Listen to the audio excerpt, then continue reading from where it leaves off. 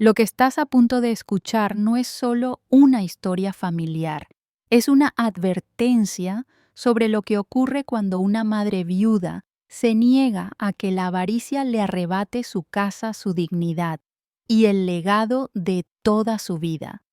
Quédate hasta el final porque lo que Elena Márquez de Luarca hizo en su piso de Chamberí cambiará tu forma de ver la familia, la justicia y el poder silencioso de una mujer que ya no teme perderlo todo. Antes de seguir, asegúrate de estar suscrito al canal y cuéntanos desde qué ciudad nos ves. Nos encanta saber hasta dónde llegan nuestras historias. Cuando mi esposo Armando Márquez partió, jamás imaginé que la verdadera pesadilla apenas comenzaba. Al mirar el rostro de mi nuera Valeria Quintana, entendí por primera vez el significado real del desprecio. A partir de ahora, este piso es mío, dijo con una sonrisa helada mientras arrojaba mis maletas al rellano. Podrías buscar un asilo, Elena. Sería lo mejor para todos. No dije nada, solo sonreí. Ella no sabía que guardaba un secreto que cambiaría todos los 20 millones de euros que Armando había dejado exclusivamente para mí junto con nuestra casa en la costa de Luarca, en Asturias, un refugio que Valeria ni siquiera imaginaba que existía. El ataúd descendía lentamente a la tierra fría aquella mañana gris de septiembre. Después de 38 años de matrimonio, mi compañero se fue con la misma serenidad con la que vivió silencioso, prudente, dejando tras de sí un vacío que parecía absorber cada rincón de mi alma. Habíamos enfrentado tantas tormentas juntos, pero esta tendría que cruzarla sola. Mientras las últimas personas se dispersaban del cementerio de la Almudena, sentí una mano en mi hombro. Era Miguel, nuestro único hijo.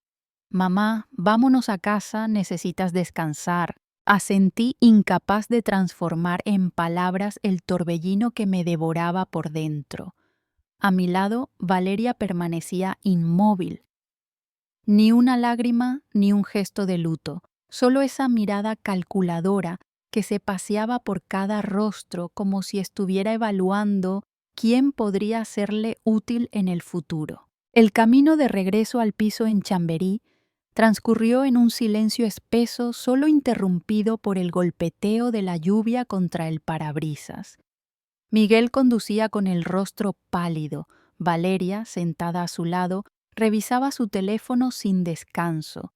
No se cruzó ni una palabra. La casa que Armando y yo habíamos construido con tanto esfuerzo, esa, donde criamos a Miguel, donde cada pared guardaba risas, discusiones y sueños, ahora parecía un lugar extraño.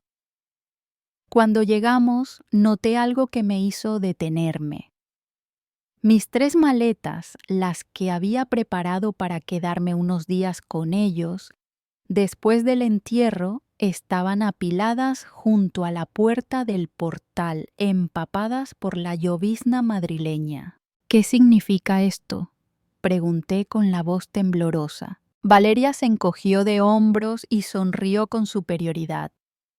«Pensé que ya habías entendido. Ahora que Armando no está, las cosas van a cambiar». Miguel bajó la mirada al suelo. «Hijo, ¿qué quiere decir tu esposa con esto?», pregunté. «Es solo temporal, mamá», balbuceó él. «Valeria cree que sería mejor que te quedaras en otro lugar». Antes de que pudiera reaccionar, Valeria dio un paso al frente. Su perfume caro llenó el pasillo. «A partir de ahora, este piso es mío», repitió casi con placer. «Puedes irte a un asilo, es lo más conveniente». El golpe de sus palabras me atravesó el pecho. Miré a Miguel esperando que dijera algo que recordara quién soy, pero permaneció en silencio como una sombra de sí mismo, atrapado bajo el dominio de esa mujer. Respiré hondo. No había lágrimas para derramar. El shock se transformó en una calma extraña, helada. «Entiendo», dije simplemente. Tomé mis maletas y caminé hacia el pequeño trastero del fondo del edificio ese que Armando usaba como taller. El olor a humedad y moho me dio la bienvenida. Una cama improvisada, una mesa vieja y un tazón para el gato que ya no teníamos. El mensaje era: claro, me consideraban menos que una mascota. Me senté en el borde de aquella cama dura. Las paredes húmedas serían mi nuevo horizonte. Pero no lloré. Armando siempre decía: cuando piensen que estás derrotada, Elena, guarda silencio. El silencio correcto es tu mejor arma. Esa noche me aferré a sus palabras. Recordé su sonrisa, su calma, su manera de preverlo todo. Lo que Valeria y Miguel no sabían era que Armando, en su sabiduría silenciosa, me había protegido antes de morir. Semanas antes de que su enfermedad se agravara, transfirió a mi nombre todos nuestros bienes. La casa de Luarca frente al Cantábrico, participaciones en empresas, cuentas en el extranjero. En total, cerca de 20 millones de euros. Miré el medallón que colgaba de mi cuello, regalo de nuestro último aniversario. Dentro guardaba la llave de la caja fuerte donde reposaban los documentos que garantizaban mi futuro. Una sonrisa leve se dibujó en mis labios mientras la lluvia persistía afuera. Valeria pensaba que yo era una viuda frágil, desechable. No tenía idea de quién era realmente. Aquella noche no dormí.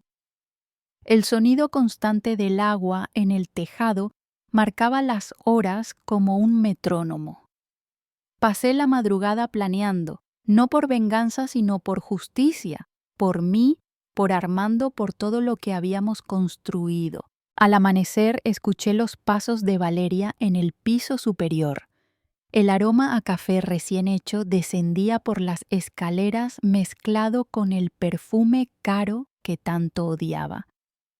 Me levanté, me peiné lo mejor que pude y miré mi reflejo en el espejo roto colgado sobre el fregadero. A mis 63 años, mi rostro estaba marcado por los años, pero mis ojos aún brillaban con una determinación que ni el dolor podía apagar. Hoy empieza el juego, Armando, susurré. Y tú me enseñaste bien a jugar. Subí las escaleras y entré en la cocina. Valeria estaba sentada frente a su tableta sin levantar la vista. Ah, ya estás aquí. El desayuno debe estar listo a las 7. Miguel quiere huevos con jamón. Los niños prefieren tortitas. Yo solo una ensalada de frutas y un zumo verde. No respondí. Solo me puse el delantal y comencé a preparar lo que pedía. Mientras cortaba la fruta, la observé de reojo. Parecía demasiado cómoda en el papel de señora de la casa. Los niños Inés y Daniel bajaron somnolientos. «Abuela, ¿por qué estás cocinando?», preguntó Inés. Antes de que yo pudiera responder, Valeria intervino con tono dulce. «La abuela nos ayudará más en casa ahora. ¿Verdad que es genial?». La niña asintió confundida.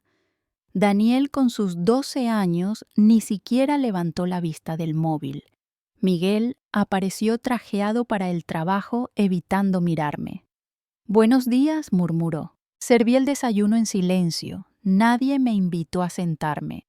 Me quedé de pie como una empleada más. Valeria se levantó y me dijo: «Cuando los niños se vayan al colegio, limpia el piso.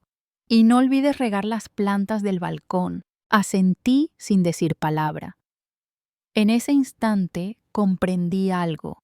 El silencio ya no era resignación, era estrategia. Lo que estás a punto de escuchar no es solo la historia de una viuda, es una advertencia sobre lo que ocurre cuando la bondad se confunde con debilidad.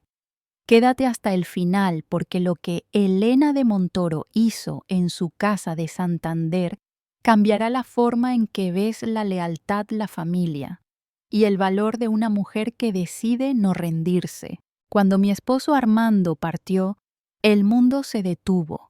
El sonido de la lluvia sobre el cristal se mezclaba con las voces apagadas de los presentes en el cementerio de Siriego.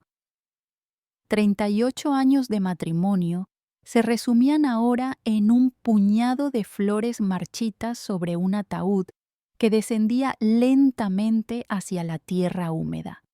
No había gritos ni sollozos escandalosos, solo ese silencio denso que acompaña a los duelos verdaderos. A mi lado, Miguel, nuestro único hijo, mantenía la mirada baja.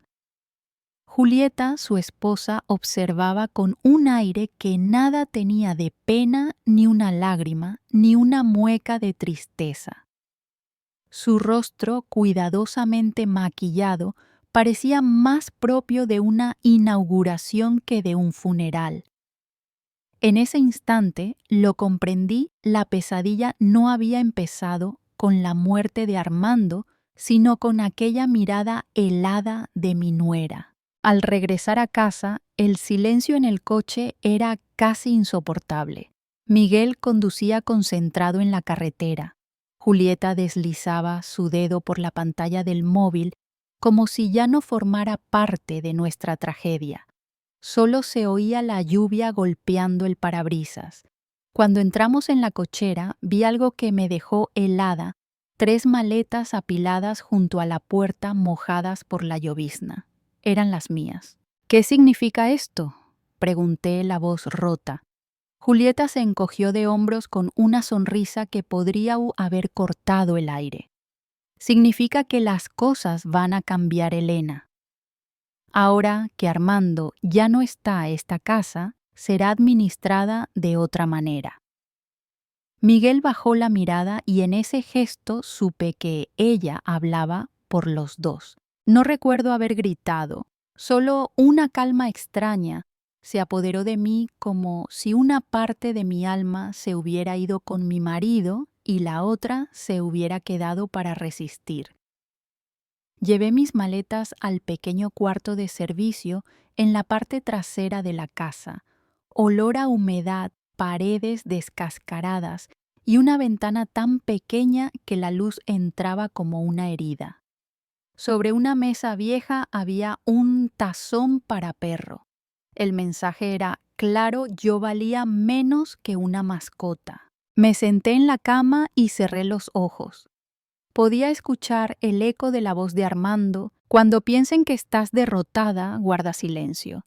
El silencio es tu mejor arma. Respiré hondo y acaricié el medallón que siempre llevaba colgado. Dentro, una pequeña llave, el secreto de la caja fuerte donde reposaban los documentos que él había dejado a mi nombre, la llave de mi libertad. Esa noche, el golpeteo de la lluvia en el techo de lámina marcó las horas como un metrónomo. No pude dormir. Cada recuerdo de Armando se mezclaba con la frialdad de Julieta y la debilidad de mi hijo.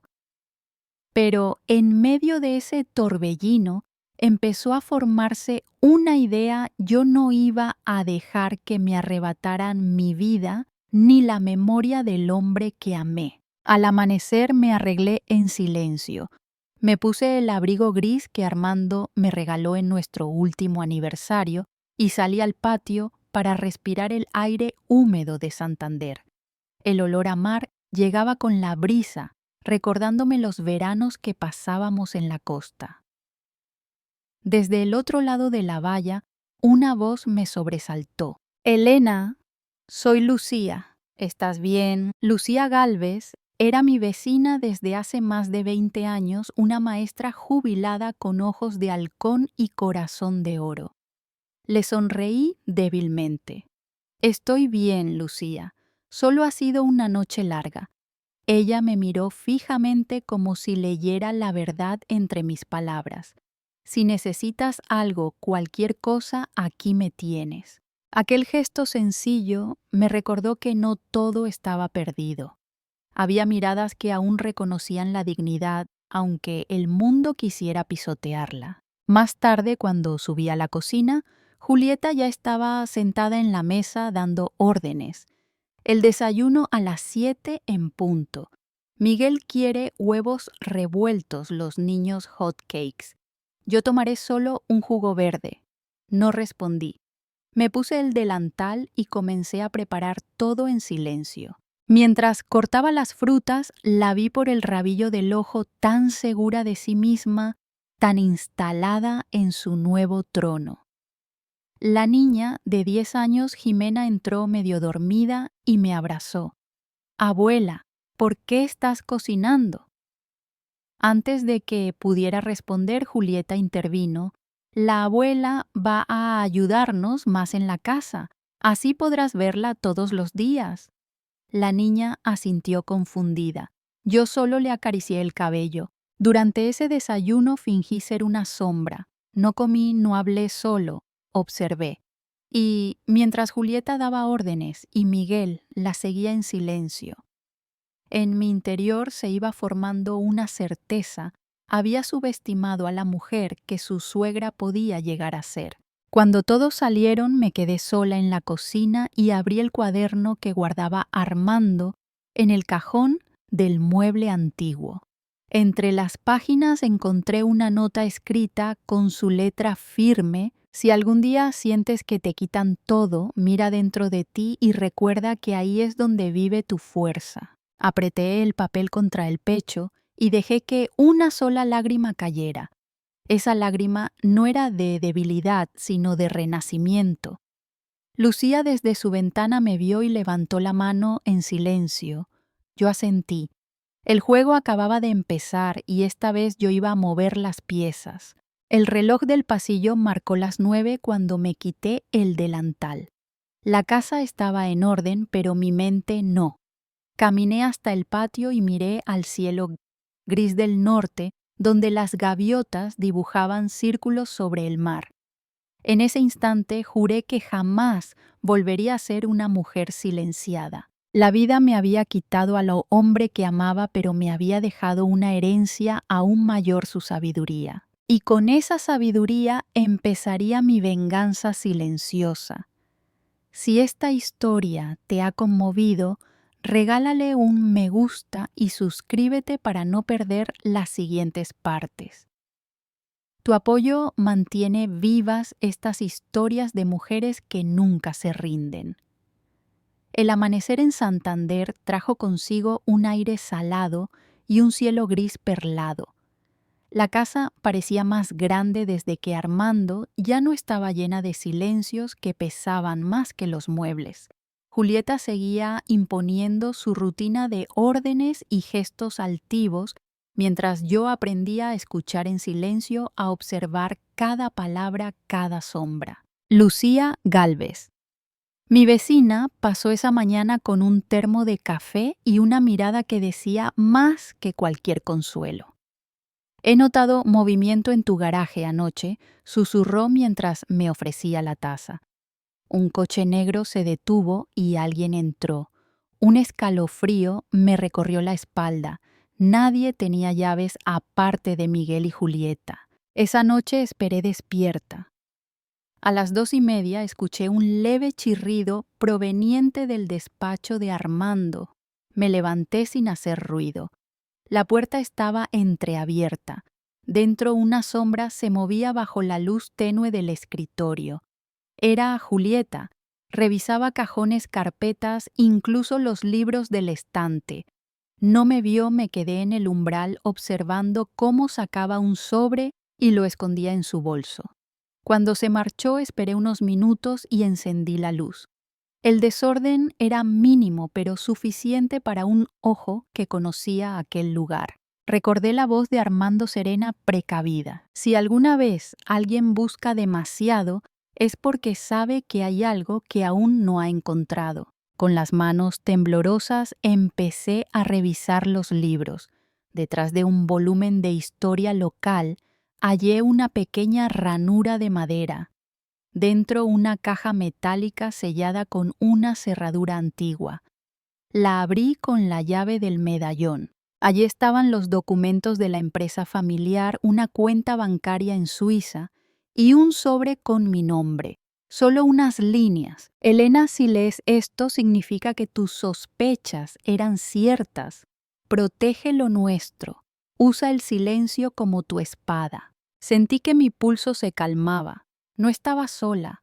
Armando seguía guiándome desde la otra orilla. Durante los días siguientes fingí mi papel de suegra servicial, pero comencé a registrar cada conversación. Lucía, que había sido maestra de informática, me ayudó a colocar discretamente un pequeño grabador en el marco del despacho. No era solo por mí, era por la memoria de Armando, por esas historias de venganza silenciosas que las mujeres mayores nunca contamos, pero que guardamos en el alma hasta que llega el momento de actuar. El martes Julieta salió diciendo que iría al gimnasio. Volvió horas después sin una gota de sudor. En su bolso asomaba una carpeta de notaría. Esa misma tarde recibí la visita de un mensajero con una carta dirigida a la señora Elena de Montoro, propietaria anterior. Dentro una notificación: solicitud de transferencia de titularidad inmueble, calle Real 42. Mi casa. El corazón me martilleaba, pero mi mente estaba fría. Escaneé el documento y lo guardé como prueba. Julieta había ido demasiado lejos. Aún no sabía que yo tenía en mis manos el testamento original y los registros actualizados. Por la noche, mientras preparaba la cena, fingí una sonrisa. Julieta, ¿quieres que prepare algo especial mañana? Vendrá Lucía a almorzar. Ella levantó la vista de su tableta. No creo que sea necesario. No me gusta tener extraños en casa. Lucía no es una extraña, respondí despacio. Es una amiga de la familia. Hubo un instante de tensión. Su sonrisa desapareció. No me gustan las intromisiones. Me limité a sentir. El juego continuaba y yo estaba aprendiendo sus reglas. Esa noche, revisando las grabaciones, escuché algo que me heló la sangre. Julieta al teléfono decía: sí, Ricardo, la transferencia estará lista. Esa vieja ni se enterará. Perfecto, respondía una voz masculina. El comprador quiere cerrar esta semana. Apagué el aparato. Sabía que Ricardo era un corredor de bienes raíces que frecuentaba la zona. El plan era claro: vender mi casa usando documentos falsificados. Mientras la lluvia golpeaba las ventanas, me di cuenta de que estaba viviendo una de esas historias de venganza que antes solo veía en televisión, pero esta era la mía. A la mañana siguiente fui a ver a Lucía. Necesito un favor, le dije sin rodeos. ¿Conservas todavía el contacto de tu sobrino abogado? Claro. ¿Por qué? Porque la guerra ha comenzado y quiero prepararme sin disparar una sola bala. Lucía comprendió de inmediato. Prometió ayudarme y guardar silencio. Aquel día empecé a escribir un diario registrando cada palabra, cada gesto de Julieta y Miguel, cada visita sospechosa. No como una víctima, sino como una cronista de mi propia resistencia. En la noche, mientras la casa dormía, abrí el balcón y dejé que el aire frío del Cantábrico me despejara. Miré el horizonte y pensé: las mujeres como yo no gritamos. Esperamos, observamos y cuando llega el momento, hablamos con pruebas. Tomé la caja metálica y la guardé en un nuevo escondite, uno que ni siquiera Armando habría imaginado detrás del cuadro del faro de Cabo Mayor. Ahora, cada detalle contaba: una sonrisa, una llamada, una factura. Sabía que la caída de Julieta sería cuestión de tiempo, y no por venganza ciega, sino por justicia, porque incluso las más tranquilas guardan una fuerza que nadie sospecha. A veces me preguntaba cuántas mujeres como yo habrían pasado por lo mismo, viudas, madres, abuelas, expulsadas de su propio hogar por la ambición de otros. Quizás somos más de las que creemos, y quizás por eso estas historias de venganza merecen ser contadas no por odio, sino para recordar que la dignidad no tiene edad. Respiré hondo. El mar seguía rugiendo allá afuera. Sabía que se avecinaba algo grande y que cada paso debía darse con precisión. ¿Tú qué harías en mi lugar? ¿Guardarías silencio? Cero, o enfrentarías la tormenta 1. Si esta historia te tocó el corazón, dale me gusta y suscríbete. Tu apoyo mantiene vivas las voces de las mujeres que se atreven a recuperar su destino. La noche caía sobre Santander con una calma engañosa. Desde el balcón podía ver el reflejo de las luces del puerto como brasas flotando sobre el agua. Dentro de la casa el silencio pesaba. Miguel había vuelto tarde del trabajo con los hombros tensos y la mirada ausente. Julieta lo esperaba en el salón, una copa de vino en la mano y una sonrisa demasiado controlada. Yo observaba desde el pasillo invisible como un fantasma que aún respira. Sabía que aquella conversación sería decisiva. El grabador escondido bajo la mesa del despacho había recogido la prueba que necesitaba, las voces de ambos planeando la venta de la propiedad familiar y mencionando mi nombre como un obstáculo.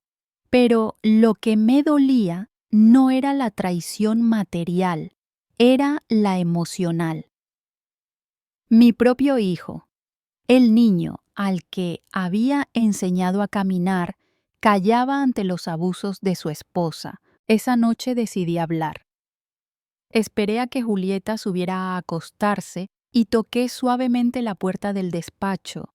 Miguel estaba sentado frente a su ordenador, la luz azulada del monitor iluminando un rostro cansado y culpable. «Hijo, necesitamos hablar», dije sin rodeos. Él levantó la vista sorprendido como si no esperara escuchar mi voz con tanta firmeza. «Mamá, no es buen momento. No existe un buen momento para una verdad incómoda». Coloqué sobre el escritorio una carpeta con los documentos auténticos y una pequeña grabadora. «Escucha», ordené. El sonido de las voces llenó la habitación. Primero la suya vacilante, luego la de Julieta fría y calculadora. Cuando terminó la grabación, un silencio denso se instaló entre nosotros. Miguel se llevó las manos al rostro. «Dios mío», murmuró, «no pensaba que lo oirías así, no lo pensabas porque me creías débil». Pero el silencio no siempre es resignación, hijo. A veces es estrategia. Por un instante pareció un niño perdido. Sus ojos buscaron los míos, pero ya no encontró la misma madre dócil de antes. Encontró una mujer que había cruzado el umbral del dolor y estaba dispuesta a defender su dignidad. «Julieta tiene deudas, mamá. No sabes la presión...» Intentó justificarse. «La presión no justifica la traición». Me miró con desesperación. «¿Qué vas a hacer?» «Depende de ti, Miguel. Si aún queda algo de ese hombre bueno que tu padre y yo criamos, hablarás conmigo con la verdad». Guardó silencio unos segundos. Finalmente, como quien abre una herida, comenzó a hablar. Las deudas eran peores de lo que imaginaba: 3 préstamos personales, tarjetas al límite, un negocio fallido y, para rematar, la amenaza de prestamistas sin escrúpulos. Julieta le había hecho creer que el único modo de salvarlo todo era vender parte de las propiedades antes de que yo lo arruinara todo con mi vejez. Cada palabra era una daga. Pero en medio de aquel dolor sentí también algo nuevo: liberación. Ya no tenía que adivinar ni sospechar. Ahora lo sabía todo. Mientras él hablaba, mis ojos se fijaron en algo sobre el estante, una fotografía que no recordaba haber visto. En ella, Armando aparecía sonriendo con Julieta a su lado, tomada del brazo, en una feria empresarial de hacía años. El gesto de cercanía entre ambos me atravesó como un rayo. ¿Desde cuándo se conocían?, pregunté en voz baja. Miguel frunció el ceño. ¿Quién es tu padre y Julieta? Se levantó bruscamente nervioso. Mamá, eso no tiene importancia. Era un evento de negocios. Pero yo sabía leer el lenguaje del cuerpo. Su evasión lo decía todo. De pronto comprendí, Julieta había conocido a mi esposo antes que a mi hijo. Quizás esa fue la razón por la que se acercó a nuestra familia, por lo que siempre supo demasiado. Una nueva herida se abrió, pero en lugar de hundirme, me fortaleció. No solo estaba luchando por mi casa, estaba enfrentando años de mentiras cuidadosamente tejidas. Esa noche no dormí. Mientras el viento azotaba las ventanas, repasé cada recuerdo, cada palabra de Armando. Todo encajaba de un modo siniestro. Julieta siempre había tenido un conocimiento exacto de nuestras cuentas, de los movimientos de la empresa de los bienes ocultos. Nada era casualidad. A la mañana siguiente, Miguel salió temprano sin decir palabra. Julieta bajó tarde con gafas de sol y perfume caro. He oído que tu vecina anda metiéndose en lo que no le importa, dijo con voz cortante. Lucía no se mete en nada, solo ve lo que tú intentas esconder. Me miró con una mezcla de odio y desprecio. Tú no sabes con quién te estás metiendo, Elena. Tú tampoco, Julieta, respondí sin parpadear. Se fue dando un portazo. Yo me quedé de pie en la cocina temblando, no de miedo, sino de rabia contenida. Esa rabia silenciosa que se acumula durante años y que un día estalla. Al mediodía Lucía vino a verme. Traía en la mano un sobre que había encontrado en su buzón por error. Era una carta dirigida a Julieta enviada desde una oficina de abogados en Bilbao. Dentro, una citación judicial por fraude en un caso anterior. Julieta no solo era ambiciosa, era reincidente. Ese hallazgo cambió el tablero por completo. Ahora no solo tenía pruebas de su intento de robarme, sino de su historial delictivo. Mientras Lucía y yo leíamos la carta, una sensación de justicia inminente comenzó a crecer entre nosotras. A veces la vida nos regala segundas oportunidades, dijo mi vecina. Y tú, Elena, estás escribiendo una de esas historias emocionantes que las mujeres mayores recordarán como ejemplo. Sonreí con una mezcla de tristeza y determinación. No quiero ser ejemplo, Lucía. Solo quiero recuperar lo que es mío. Por la tarde recibí un mensaje de Miguel. Tenemos que hablar esta noche. Es sobre Julieta. Supe entonces que el desenlace estaba cerca. Miré al horizonte. El mar rugía más fuerte que nunca, como si también él intuyera la tormenta que se avecinaba. Y en ese sonido sentí la voz de Armando susurrando: cuando la verdad duele es porque estás más cerca de la libertad. Respiré hondo. La batalla aún no había terminado, pero el miedo sí. Porque cada lágrima, cada traición, cada silencio me habían preparado para este momento. Esta no era solo una historia de dolor, sino una de esas historias emocionantes que nos recuerdan que incluso el corazón roto de una mujer puede convertirse en su arma más poderosa. La mañana de la audiencia amaneció gris, como si el cielo de Santander reflejara la tensión que pesaba en mi pecho. Habían pasado 3 días desde la última confrontación, y aunque mi cuerpo se sentía cansado, mi mente estaba más firme que nunca. Aquella jornada decidiría si todo lo que había vivido, las humillaciones, la traición, el miedo, había tenido un propósito. Miguel me acompañaba en silencio por el pasillo del juzgado civil. Vestía un traje oscuro, la mirada fija en el suelo. Ya no era el hijo arrogante que callaba ante las mentiras de su esposa, sino un hombre enfrentando las consecuencias de sus errores. Julieta, en cambio, entró rodeada de su abogado, el mismo que semanas atrás intentó declararme incapaz. Su perfume invadió el aire como una declaración de guerra. El juez, un hombre de voz pausada y mirada serena, inició la sesión. Señora Elena de Montoro, confirma su presencia en calidad de demandante, asentí con firmeza. Mi voz no tembló al decir, sí, su señoría. Estoy aquí para defender lo que me pertenece, pero sobre todo para limpiar la memoria de mi esposo. El abogado de Julieta comenzó con su discurso ensayado, alegando que yo sufría episodios de confusión propios de la edad. Cada palabra suya me hería, pero no respondí. Esperé el momento oportuno como me enseñó Armando.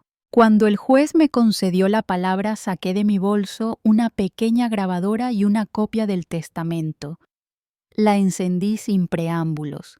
La sala se llenó con las voces de Julieta y su cómplice Ricardo discutiendo sobre cómo falsificar mi firma. Un murmullo recorrió el lugar. Julieta palideció buscando una salida imposible.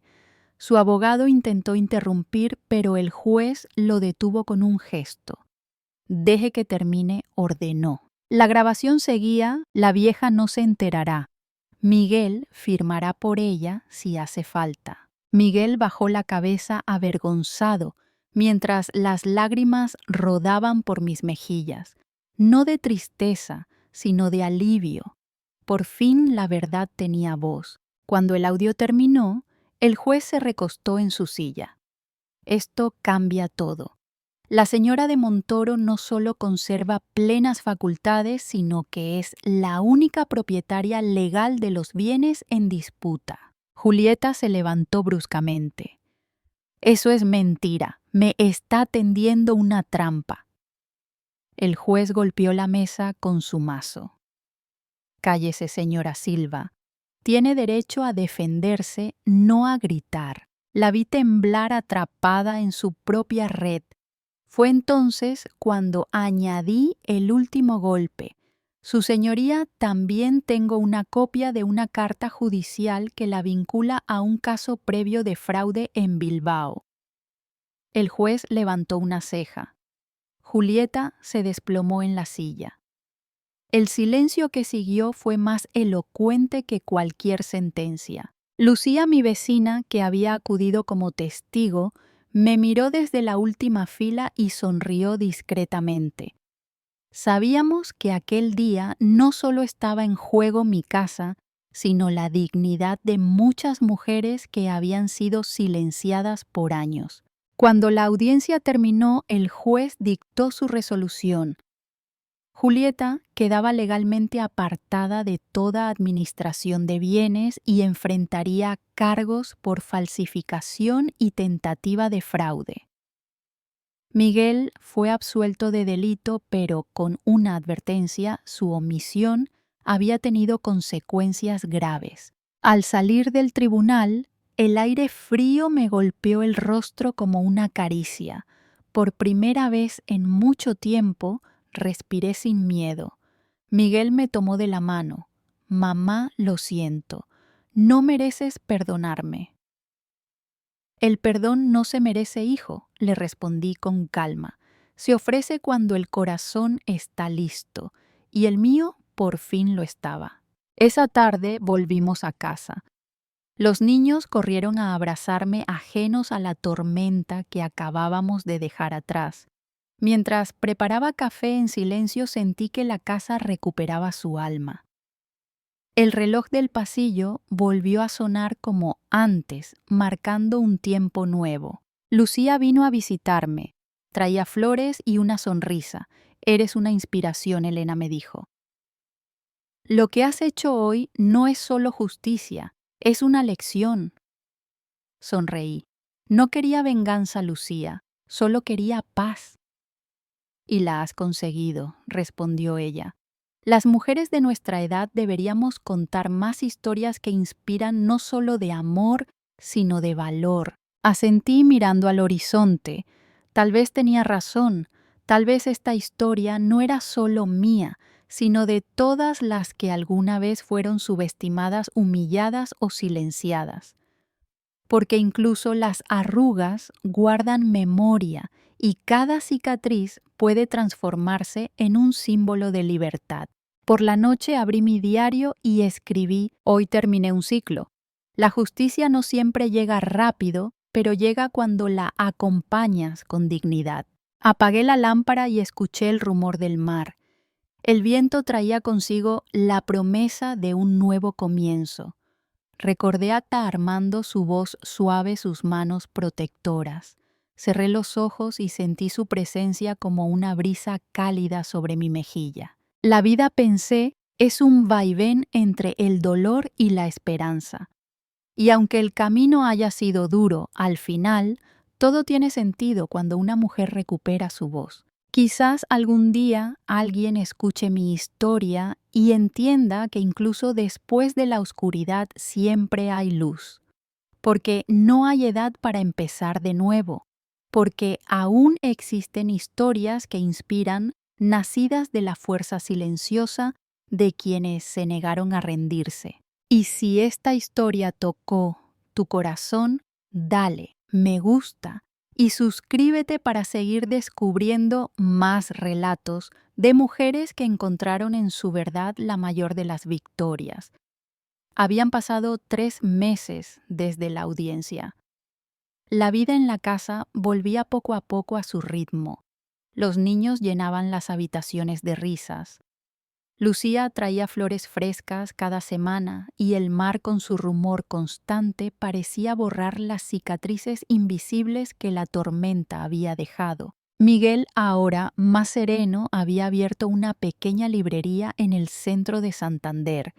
Decía que vender libros era su forma de reconciliarse con la vida. A veces lo veía desde la ventana, caminando con los niños de la mano, y me sorprendía descubrir en él el mismo gesto de Armando cuando los llevaba al colegio. Una tarde, mientras regaba las plantas del balcón, sonó el teléfono. Era el licenciado Jorge. Doña Elena dijo con su tono pausado: «La señora Julieta ha solicitado verla. Está internada en un centro de rehabilitación emocional en Bilbao». Guardé silencio unos segundos. No esperaba volver a oír su nombre tan pronto. «¿Sabe, Miguel?» «Sí». «Me pidió que la acompañe si decide ir».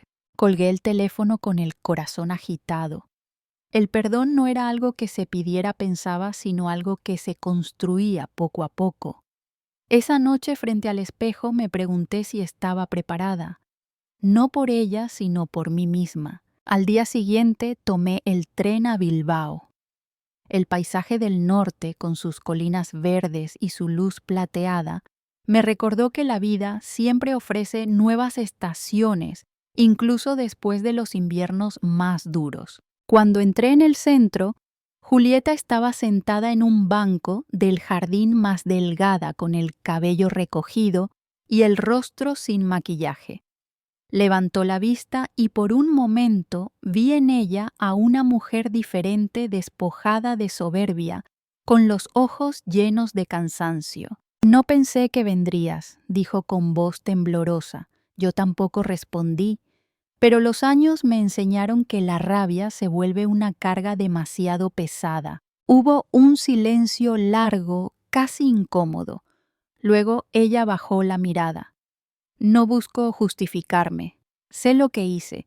Perdí a mi familia, mi libertad y casi mi salud. Perdiste más que eso, Julieta», dije suavemente. «Perdiste la confianza, y eso tarda más en sanar que cualquier herida». Ella asintió con lágrimas contenidas. «Miguel me escribe. Dice que los niños están bien, que tú los cuidas. Los niños te siguen queriendo», le aseguré. «Pero necesitan tiempo igual que nosotros». Julieta suspiró, como si al soltar el aire también liberara parte de su pasado. A veces pienso en Armando, confesó, en cómo me miraba con decepción cada vez que me acercaba demasiado al dinero. Nunca lo dije, pero lo admiraba. Era un hombre íntegro. Aquella frase tan inesperada me desarmó. No era una confesión vacía, sino un fragmento de verdad. Por primera vez comprendí que incluso en su ambición, Julieta había estado buscando algo que nunca tuvo estabilidad, reconocimiento, amor. Nos quedamos en silencio mirando el jardín. Las hojas del otoño caían lentas sobre la hierba húmeda, y en ese silencio compartido algo dentro de mí comenzó a ablandarse. No era olvido ni reconciliación completa, sino el inicio de una paz más profunda, la aceptación. Cuando me despedí, Julieta tomó mi mano. Gracias por venir. No merezco tu compasión. No es compasión, Julieta, respondí. Es humanidad, y todos tarde o temprano necesitamos volver a sentirla. Al salir del centro, el aire fresco me golpeó el rostro. El tren de regreso partía al atardecer. El paisaje pasaba ante mis ojos como una película que por fin encontraba su desenlace. La justicia se había cumplido, pero el perdón era la verdadera victoria. Esa noche en casa, Miguel me esperó con una taza de té caliente. ¿Cómo fue?, preguntó. Difícil, respondí, pero necesario. Sonrió con alivio. Papá estaría orgulloso de ti. No, hijo, dije mirando las fotos familiares sobre la repisa. Estaría orgulloso de nosotros. Los niños entraron corriendo con un dibujo entre las manos. Era un sol enorme que brillaba sobre una casa junto al mar con 3 figuras sonrientes. Ellos, Miguel y yo. Mira, abuela, dijo Jimena. El sol vuelve a salir cada día aunque haya llovido. La abracé con fuerza. En ese momento comprendí que la verdadera herencia que Armando nos había dejado no eran propiedades ni cuentas bancarias, sino la capacidad de reconstruirnos, de seguir adelante, de amar a pesar del daño. Esa noche escribí en mi diario una sola frase. El perdón no borra el pasado, pero ilumina el camino del futuro. Miré por la ventana. El mar seguía rugiendo en la distancia, y por primera vez en mucho tiempo ese sonido no me hablaba de soledad, sino de vida. Porque incluso después de la traición del miedo y del dolor, la esperanza siempre regresa con la marea. Y yo, Elena de Montoro, por fin estaba lista para recibirla. El amanecer sobre la costa cántabra tenía un brillo distinto aquella mañana. El cielo pintado de tonos dorados y rosados parecía una promesa. Desde la ventana de mi nueva casa en Luarca, observaba el mar moverse con esa cadencia lenta y sabia que solo tienen las cosas que han sobrevivido a muchas tormentas, como yo. Habían pasado 6 meses desde que vi a Julieta por última vez en el centro de Bilbao. No supe más de ella, aunque a veces llegaban cartas cortas, escritas con letra temblorosa. No las respondí, pero tampoco las rompí. Las guardé en una caja junto al medallón de Armando, símbolo de lo que había amado y también de lo que había aprendido a soltar. La vida por fin había encontrado su equilibrio. Miguel me visitaba los fines de semana con los niños. Los pequeños corrían por la arena dejando huellas que las olas borraban, y en cada risa de ellos encontraba la confirmación de que la vida sigue incluso después de la pérdida. Yo había vuelto a enseñarles lo que mi madre me enseñó una vez: todo lo que el mar se lleva, lo devuelve transformado. Lucía, mi vecina, seguía siendo mi confidente y mi amiga. Cada tarde tomábamos café frente al mar y hablábamos de libros, de recuerdos, de esas pequeñas cosas que antes parecían triviales y ahora se sentían como tesoros. ¿Sabes, Elena? Me dijo una tarde. A veces la justicia no llega en los tribunales, sino en la paz con la que vuelves a dormir. Tenía razón. Dormía tranquila, sin miedo, sin rencor. Una noche de verano, mientras preparaba una cena sencilla, Miguel me contó que Julieta había aceptado colaborar con la justicia en varios casos. No sentí alegría ni pena, solo una profunda compasión. El rencor se había disuelto como sal en el agua. Había comprendido que no todas las batallas se ganan venciendo al enemigo, algunas se ganan no permitiendo que el dolor te convierta en él. Con el tiempo el pueblo comenzó a hablar de mi historia. Algunos la llamaban una historia de coraje, otros la venganza de una madre justa. Yo prefería llamarla la historia de una mujer que aprendió a escuchar el silencio, porque fue el silencio, no el grito, el que me salvó. El silencio de la paciencia, de la observación de la dignidad. Cada amanecer me encontraba escribiendo en mi diario, ya no con rabia, sino con gratitud. Escribía sobre la belleza de las segundas oportunidades, sobre los días que llegan sin ruido y nos enseñan que todavía hay luz, sobre la importancia de no dejar que el miedo robe nuestra voz y sobre todo, sobre la certeza de que nunca es tarde para empezar otra vez. Un día, mientras paseaba por la orilla con mis nietos, encontré una botella vacía entre las rocas. Dentro había una nota vieja casi borrada por el tiempo. Decía: el mar devuelve lo que el alma no olvida. Sonreí. Era como si el universo me hablara con las mismas palabras que Armando solía decir. Comprendí que el ciclo estaba completo. Esa tarde, de regreso a casa, abrí el balcón y dejé que la brisa marina llenara cada rincón.